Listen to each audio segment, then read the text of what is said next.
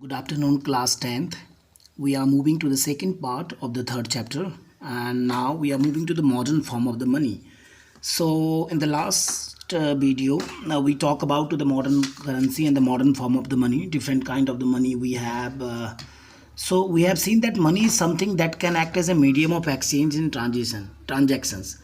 Okay, the role of money is basically in the process of transactions is work as a medium of exchange before the introductions of the coin. So we know how the journey has started, coins, and how the barter system take place. And earlier there was the coins of the gold, silver, and the copper. So what happened earlier, the currency or the money had its own value. I mean, the gold has its own value, silver has its own value, copper has its own values.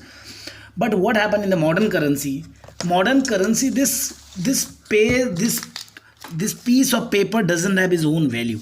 Okay, इसका मतलब जो ये कागज़ का टुकड़ा है, इसकी अपनी कोई कीमत नहीं है. वाई इट्स वैल्यू, ये गोल्ड की तरह नहीं है, इसमें कुछ गोल्ड नहीं है. बचपन में हमें कहते थे ना, इसमें एक सोने की तार लगी हुई है, इसकी कीमत होती है ऐसा ऐसा.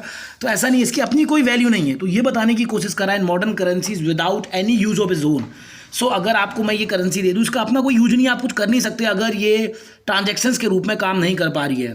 आपको हम ऐसा करते हैं, $1 की आपके पास, आपको $100 दे के नाना बता के मार्केट में घूमते हैं. आप किसी सब्जी वाले से सब्जी ले लीजिए, किसी अनाज वाले से अनाज ले लीजिए, कोई नहीं लेगा. क्यों? क्योंकि उसकी कोई वैल्यू नहीं है, ट्रांजैक्शंस के काम में नहीं आएगा. क्यों नहीं है? इसका कारण है, ये कहता है, तो जब इसकी कोई अपनी वैल्यू नहीं है, जब इसकी अपनी कोई वैल्यू नहीं है, तो ये क्यों एक्सेप्टेड है as the medium of exchange? ये इसलिए है because currency is authorised by the government of the country. Dollar इसलिए नहीं चलेगा, या इंडिया का रुपीज़ ये आपका किसी दूसरे देश में नहीं चलेगा, नेपाल भूटान के अलावा, क्योंकि उसकी देश से इसका मतलब नहीं है. यहाँ क्या है, रिजर्व बैंक ऑफ इंडिया लिख रखा है, guaranteed by two the central government, क्योंकि वहाँ की जो सेंट्रल गवर्नमेंट है वो ऑथराइज करती है उस करेंसी को कि ये करेंसी वैलिड है. और भारत में काम कौन करता है? आरबीआई करता है. आरबीआई करेंसी के नोट को इशूज़ करती है on the behalf of the central government. तो जितने भी नोट्स होते हैं उसमें रिजर्व बैंक ऑफ इंडिया के जो गवर्नर होते हैं, उर्जित पटेल, उनके सिग्नेचर है. लेकिन एक इंपॉर्टेंट चीज़ ध्यान देनी है, जो ₹1 का नोट होता है, अगर मिल जाए कहीं आपको, सिर्फ और सिर्फ उस पे आरबीआई के गवर्नर के सिग्नेचर नहीं होते हैं. उस पर जो सिग्नेचर होते हैं वो आपके किसके होते हैं? फाइनेंस मिनिस्टर के. क्यों होते हैं फाइनेंस मिनिस्टर के? क्योंकि हमारे यहाँ जो रियल पावर है वो गवर्नमेंट यानी इलेक्टेड रिप्रेजेंटेटिव के पास है. तो क्योंकि वन जो है एज ए वो यूनिट है, वो शुरुआत है, वो बेस है, इसीलिए उस बेस की करेंसी पे गवर्नमेंट का कंट्रोल है. इसलिए गवर्नर, जो कि एक इलेक्टेड नहीं होता है गवर्नर आरबीआई का, वो बल्कि एक नॉमिनेटेड या सेलेक्टेड पर्सनल होता है. इसीलिए ₹1 की जो करेंसी का नोट होता है उस पर किसके सिग्नेचर्स होते हैं? ₹1 का जो नोट होता है उस पर फाइनेंस मिनिस्टर के साइन होते हैं, भारत के वित्त मंत्री के. अगर अभी आपको मिल जाए तो अभी निर्मला सीतारमन के सिग्नेचर्स होंगे. As per the law, no organisation is allowed to use और इशूज करेंसी. कानून के हिसाब से कोई दूसरा ऑर्गेनाइजेशन करेंसी इशू नहीं कर सकता. कोई इंडिविजुअल, ना कोई ऑर्गेनाइजेशन, और कोई भारत में मना भी नहीं कर सकता कि हम इस पेमेंट को नहीं लेंगे. ठीक है, कोई ये नहीं कह सकता कि ये 200 का नोट नहीं चलेगा. तो ये चलेगा, तो इसका मतलब है लेना पड़ेगा. Therefore rupee accepted as a medium of exchange. तो रुपीज़ किस तरह से, या जो मॉडर्न करेंसी में इसका रोल है, ये मीडियम ऑफ एक्सचेंज है. तो देखो आगे क्या कहता है. एक मज़ेदार चीज़ है, अब मनी काम कैसे करती है. ये आपका बैंक है, आपके पास सैलरी आई, ठीक है, आपके पास बहुत सारे पैसे आए, तो आप क्या करते हो? तो पीपल के पास जो पैसा होता है वो अपने पास होल्ड नहीं करते. How people hold the money? लोग उसको बैंक में डाल देते हैं. क्यों? People need some money in the hand to use the daily purposes. जो आपके डेली पर्पसेज हैं उसके लिए आपको कुछ पैसा यूज करते हो. आपको पैसा मिला, आपने अभी फसल बेची, ठीक है, हार्वेस्ट सीजन से आपको पैसा मिला, आपने certain amount of the money अपने पास रखी. जो आपने लैंडिंग या जो आपने क्रेडिट लिया है उसके लिए आपने पैसा दिया लोगों को, जहाँ से आपने उधार लिया है. कुछ पैसा आपने डे टू डे अफेयर्स को चलाने के लिए रखा, और बकाया पैसा बैंक में डिपॉजिट करते हो. जैसे हमने देखा कि इस बंदे को ये सैलरी इतनी मिली, इसमें से इसने कुछ पैसा बैंक में डिपॉजिट कर दिया, और उसके लिए आपको क्या करना पड़ता है? बैंक में अकाउंट खोलना पड़ता है. और बैंक में जब आप डिपॉजिट करते हो तो बैंक उसके बदले में आपको, जो आपका पैसा जमा होता है, बैंक उसके बदले में आपको इंटरेस्ट देता है. इट मीन्स अगर आप बैंक पे ₹1000 जमा कर रहे हैं तो bank in the end of the month आपको ₹1002 या ₹4 दे सकता है. वो अलग अलग इंटरेस्टेड, अलग अलग तरह के खातों पे, सेविंग अकाउंट या किस तरह का अकाउंट है, फिक्स डिपॉजिट है, वो जो भी है. तो आप जो पैसा बैंक पे रखते हो, बैंक आपको उस पर क्या देता है? इंटरेस्ट देता है. तो इस तरह से आप उससे इंटरेस्ट अर्न करते हैं. और दूसरा क्या होता है, आप घर में पैसा रखेंगे तो इनसिक्योरिटी है, तो आपका पैसा सेव हो जाता है. अब आपने बैंक में पैसा रखा, ये पैसा आपका है, ध्यान से देखना. बैंक में पैसा आपका है, जब बैंक में पैसा आपका है तो आप इसको क्या कर सकते हो, कभी भी विड्रॉल कर सकते हो, क्योंकि पैसा किसका है, आपका है।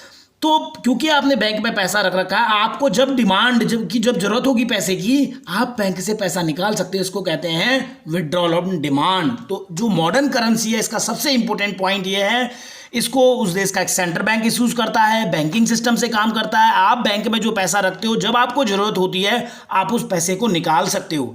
ठीक है, अभी जब पीएमसी एक बैंक था, कुछ एक बैंकों के ऐसे करप्शन या येस बैंक आया, तभी लोगों ने कहा कि पैसा तो हमारा है, हमने बैंक पे इसलिए रखा था क्योंकि जब हमें डिपॉजिट और जब हमें विड्रॉल ऑन डिमांड जब हमें जरूरत होगी हम निकाल लेंगे। लेकिन अब सरकार ने 15,000 का कैप लगा दिया, ये तो गलत है।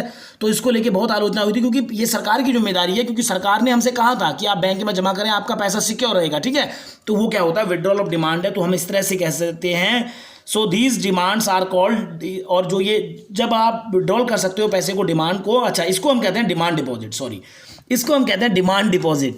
तो जो पैसा आपने रख रखा है वो आपने डिपॉजिट कर रखा है और डिमांड पे आप विड्रॉल भी कर सकते हैं। तो इस तरह से हमने देखा एक इंपॉर्टेंट करेक्टरिस्टिक इस डिमांड डिपॉजिट का ये है, जो पैसा आपने रख रखा है कि आप कभी भी जाके उसको ले सकते हैं, और वो एक मीडियम ऑफ एक्सचेंज के रूप में भी काम कर सकता है। कैसे करता है मीडियम ऑफ एक्सचेंज के रूप में काम, इसके लिए हमें एक छोटी सी स्टोरी पढ़नी पड़ेगी। देखो क्या लिखा है। आपने चेक के बारे में सुना है, ठीक है, ये चेक बुक है, और इस चेक बुक में मैं आपको एक चेक दिखा रहा हूँ। पहले भी दिखाया था, भारतीय स्टेट बैंक, ये टनकपुर है, इसका IFSC कोड है, यहाँ का है, यहाँ पे उस इंडिविजुअल्स के नेम है जिनके नाम है, और यहाँ पे खाता संख्या है।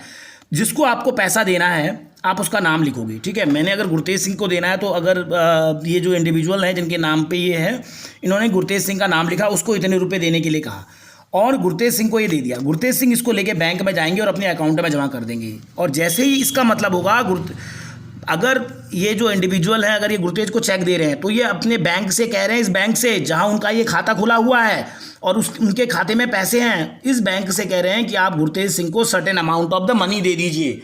आप अगर ये certain amount of the money आप गुरतेज सिंह को दे दीजिए, तो उसका मतलब क्या है कि वो ये चेक कैसे काम करता है। तो देखो क्या लिख रखा है आपके, cheque is a paper instructing the bank, ये बैंक को इंस्ट्रक्शन देता है कि आप पे करें specific amount from to the person's account to the person's in whose name the cheque has been issued, जिसके नाम पे चेक इशूज किया गया है।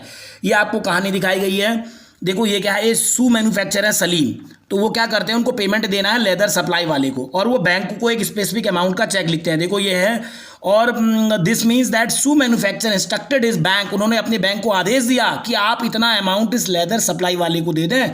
लेदर सप्लाई वाले ने इस चेक को लिया and deposited in own bank account, अपने बैंक अकाउंट में डाल के उसने डाल दिया। The money is transfer from one bank account to another bank account, तो किसी दूसरे बैंक अकाउंट से एक बैंक अकाउंट से दूसरे में मनी चली गई। इन कपल ऑफ डे, कुछ दिनों बाद, the transactions is complete without any payment of the cash. तो इस तरह से हमने क्या देखा, इसमें मनी का यूज ही नहीं आया, मनी आई नहीं।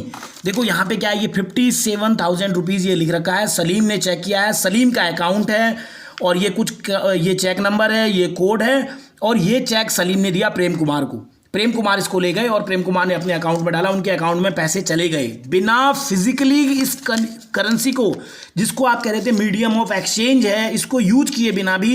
ये तो मॉडर्न करेंसी की जो क्वालिटी है, इसको हम बोलते हैं ये मीडियम ऑफ एक्सचेंज है। ठीक है, तो ये हमें क्या बताती है कि how demand deposit work as in the modern economy. तो ये जो डिमांड डिपॉजिट होती है, जो ये पैसा जो आपने इकट्ठा किया था, जो डिमांड डिपॉजिट है, वो कैसे काम करती है। तो आपको हमेशा फिजिकली करेंसी को निकालने की जरूरत नहीं पड़ती है, तो इस तरह का प्रॉमिस आप चेक के थ्रू भी कर सकते हैं।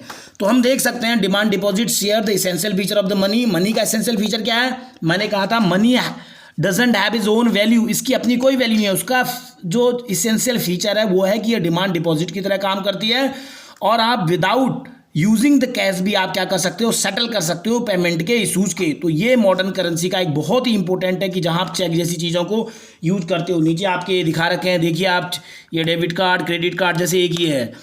अच्छा ये मेट्रो कार्ड है, इसमें भी है, तो ये इलेक्ट्रॉनिक चिप है, लेकिन इसमें भी सर्टेन अमाउंट जब आप रिचार्ज करते हो तो आपको मनी की जरूरत नहीं पड़ती है, आप एक बार इसको चार्ज करते हो आप इसी से। तो ये भी एक तरह से कह सकते हो वैलेट्स है, या ये आपके डेबिट क्रेडिट कार्ड्स हैं, या आपका पेटीएम कार्ड है। ठीक है, तो ये सारी चीज़ें क्या करती हैं, ये एक तरह से मॉडर्न करेंसी के अलग अलग फॉर्म हैं। और ये मॉडर्न करेंसी ये डायरेक्टली किससे एसोसिएटेड है, ये आपके बैंकिंग सिस्टम से डायरेक्टली एसोसिएटेड है। और नेक्स्ट वीडियो में हम आपको बैंकिंग सिस्टम के बारे में बात करेंगे।